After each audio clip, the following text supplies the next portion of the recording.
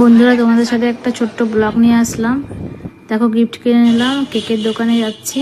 আমাদের এখানে প্যারামাউন্টের কেক নিয়ে নিলাম। কার জন্য নিচ্ছি এটা সারপ্রাইজ, কারোর জন্য সারপ্রাইজ। তোমরা দেখতে থাকো ব্লগটা, তাহলে বুঝতে পারবে কার জন্য নিয়েছি।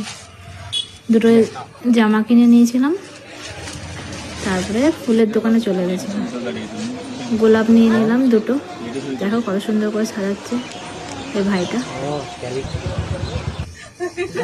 আমার বাবা মায়ের আজকে বিবাহ বার্ষিক, তার জন্য নিয়ে নিয়েছিলাম। আমাদের জন্য অনেক কিছু করে, কিন্তু এনাদের জন্য কিছু করা হয় না। তাই আজকে আমার বাবা মা খুব খুশি হয়েছে, আর আমরা কেক কেটে নিলাম সবাই মিলে। বাবা মা, আমিও ধরেছিলাম, আমার ভাইও ধরেছিলাম। আমাদের পুরো ফ্যামিলি। আর আমার দিদি তো আসতে পারেনি, তার জন্য দিদি ভিডিও কলিং করে দেখছিল।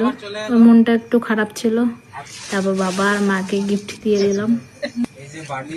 দেখো গিফট দিয়েছে, বাবা মা কত খুশি। এই ছোট্ট ছোট্ট আনন্দেই থেকে যায় আমাদের মনে। কেমন লাগলো ব্লগটা?